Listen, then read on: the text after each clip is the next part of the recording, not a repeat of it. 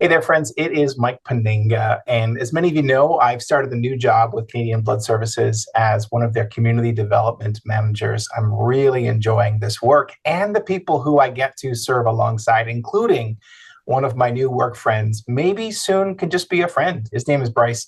He's been with CBS for 1 year, and he works for a part of our organization that a lot of people are surprised about. You think of Canadian Blood Services, you think of blood, you think of plasma, but we also work with stem cells and organ and tissue donations.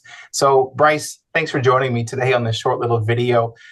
Tell me, like, what is our stem cell work all about? Why is it so important? And actually, Saturday is World Stem Cell Day, I think it is actually. So, tell us why this is so important for those who are watching today.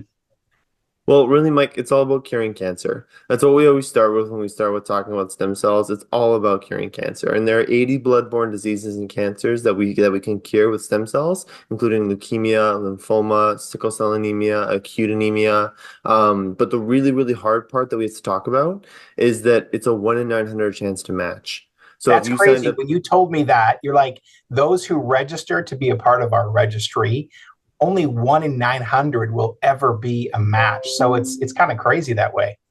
No, absolutely. I always say that when you donate blood, especially where I'm living right now in the Lower Mainland, that blood is used within a week and it goes to touch 3 lives. But with stem cells, it's you might never get called. You might get called in a few years. You might get called in 10 years, but most likely you will never get called. And that's kind of the reality of the situation. But if you do get called, and we have to believe that every single person that we sign up is one more person that could be a match. Maybe not today, maybe not tomorrow, maybe in 10 years, but it could be a match for someone in Canada or around the world.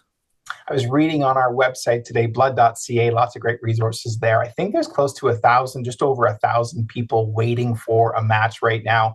There's something like 444,000 people on the registry in Canada. And also, it's a part of a worldwide registry. It's a pretty amazing system. Part of why I wanted to introduce Bryce to you is this is for my younger friends because, Bryce, you actually have to be certain ages to be on the registry. Can you explain that a bit? And what are those ages? Absolutely. You actually have to be between 17 and 35. It's one of my favorite part about this program is how inclusive it is, because that's really our biggest requirement is that you have to be between 17 and 35.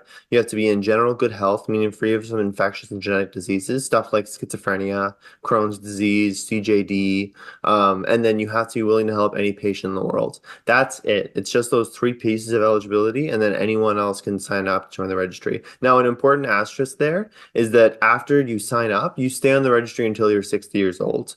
But we don't recruit people who after the age of 35. I So tried, that's what I friends. mean. I tried to put my hand up, and Bryce was like, "Listen, Mike, we need to see your ID, and you have to be between 17 and 35." Yeah, it's one of my least favorite parts of the job actually, because people who are just over 35 want to help so much, and it's just really too bad that we have to turn them away. But at the end of the day, if you had a friend or a sibling or a parent or a child who needed a stem cell match, it doesn't matter how old you are, the transplant team would test you. It's just for the good of the registry. We don't recruit people over the age of 35. So, Bryce, you do a lot of work on college, university campuses around the province, but people can also request a swabbing kit be sent to them directly, and they can complete a swab. Doesn't hurt at all, but it basically allows CBS to get exactly what are they getting from that swab? Like it's the information they need for the registry. Yeah, so what we're getting is dead cheek cells. So we call it cheek swabbing your cheek.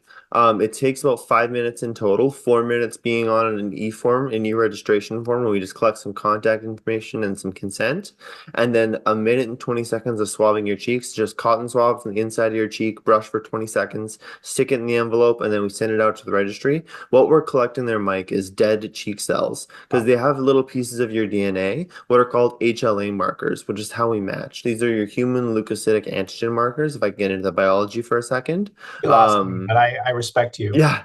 No, that's as much as I know either. But it's those human leukocytic antigen markers that are these protein coatings on your stem cells that are very heavily based on your genetics. So that's why it's so hard to find a match because what we're searching for is a near genetic match. Your Mm. best chance is your sibling. That's about a 25% chance. And the other 75% of patients, of those 1,200 patients in Canada and thousands more around the world, they'll rely on anonymous donors to be their match.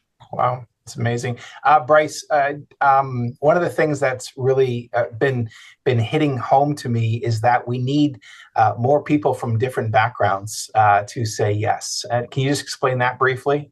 Oh, absolutely. Like I said, it is a genetic match. And with that, it's very important to diversify the registry. Yeah. Right now in Canada, the registry is something like 65% Caucasian, which just frankly isn't the way that Canada looks anymore. So we're trying to do a much better job of diversifying the registry by going to events like we were at Vaisakhi last year, by Mhm. going to Dragon Boat and targeting the Chinese community, Okay. and trying to work with the ACAB communities and just diversify because there are also some diseases like sickle cell that adversely affect people from diverse communities. So we need to do a better job of diversifying the stem cell registry, and that's why we're trying to focus so much on those on different people of different ethnic backgrounds.